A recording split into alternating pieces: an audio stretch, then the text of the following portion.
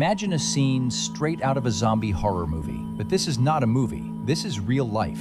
It is the morning of August 6th, 1915. You are a German soldier. You are part of an army of 7,000 men. You are confident. You are powerful. You have just released a weapon so terrible, so deadly, that it is banned by the laws of war today. A massive cloud of green chlorine gas has just drifted over the Russian fortress of Osowiec. You watched as the grass turned black and died. You watched as the birds fell from the sky, stone dead. You know that no human being could possibly survive that green fog. The Russian defenders had no gas masks. They had no protection. They should all be dead. Your commanders give the order to advance. You march towards the fortress, expecting to find only corpses. You are relaxed. Your rifle is hanging loosely on your shoulder. But as you get closer to the ruined walls, the fog lifts, and you see something that makes your blood freeze in your veins. They are rising. The men you thought were dead are standing up. They are wrapped in bloody rags. They are coughing up pieces of their own lungs. Their skin is peeling off. They look like monsters. They look like the living dead, and they are charging at you. This is the true story of the most terrifying battle in history. The day when dead men walked. The attack of the dead men. To understand this nightmare, we have to go back to the First World War, the Eastern Front. The Germans were an unstoppable machine, conquering everything in their path. But there was one obstacle they could not break, the Osowiec Fortress. Located in modern-day Poland, this fortress was a thorn in the side of the German army. It blocked their path to Russia. For months, the Germans threw everything they had at it. They fired huge artillery shells like Big Bertha that could level a city block. They sent waves of infantry attacks, but the Russians refused to surrender. The defenders were tired, they were hungry, and they were running out of ammo, but they were stubborn. They held the line.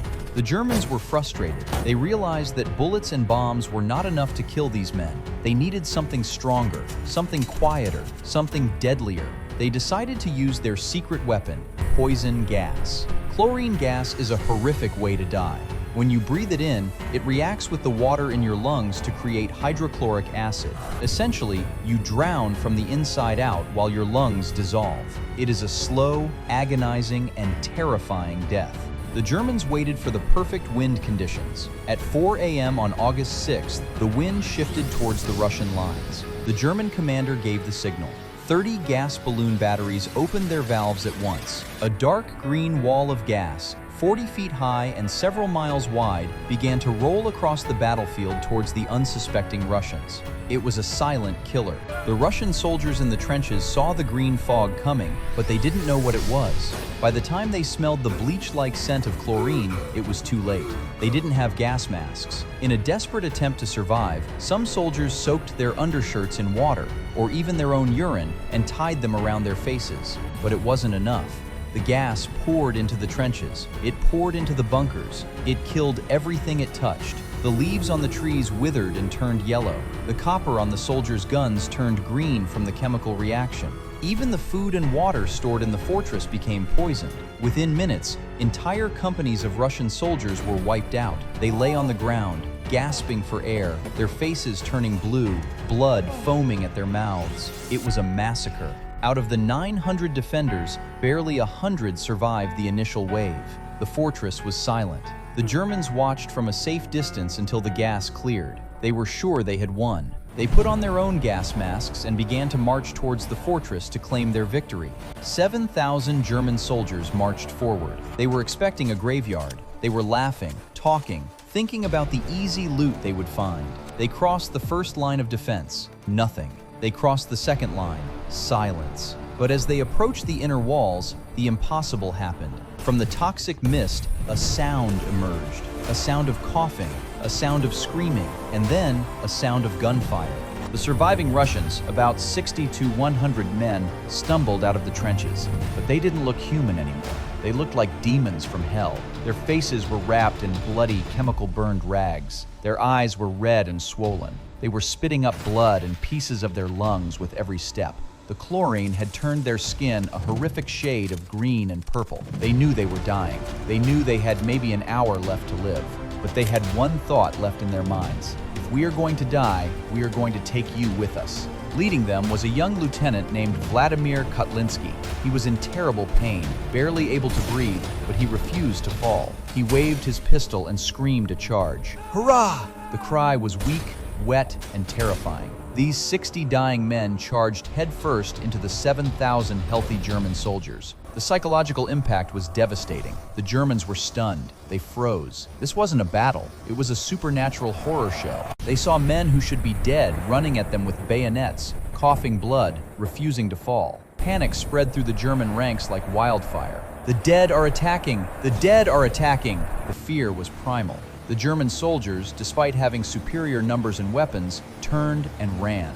They were so terrified that they dropped their guns. They tripped over their own barbed wire. They trampled each other in a desperate stampede to get away from the zombie soldiers. It was chaos. The Russians chased them, firing their rifles with trembling hands. They fired their cannons with their last ounces of strength, blasting the retreating Germans. They managed to drive the entire German army back. It was a victory that defied all logic.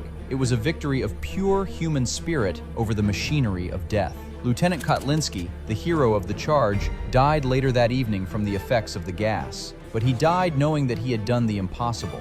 He had turned a certain defeat into a legendary victory. The Russians held the fortress just long enough to evacuate their equipment and destroy the walls so the Germans couldn't use them. When the Germans finally entered Osowiec weeks later, they found nothing but ruins and graves. The attack of the dead men remains one of the most legendary and harrowing stories of World War I. It teaches us a powerful lesson. You can have the biggest guns, you can have the deadliest gas, you can have an army of thousands, but you can never, ever underestimate the rage of a man who has nothing left to lose. These men were not superheroes. They were ordinary soldiers who faced a weapon of mass destruction and chose to fight back with their dying breath. History is full of battles won by strategy and strength, but this battle was won by sheer, terrifying willpower. Today, the fortress of Osowiec stands in ruins, reclaimed by nature. But if you listen closely to the wind blowing through the trees, you might still hear the faint echo of that desperate charge, the charge of the men who refused to die. If this story of the dead men gave you chills, make sure to hit that like button and subscribe. We explore the darkest, bloodiest, and most incredible chapters of human history. The past is full of ghosts, and we are just getting started.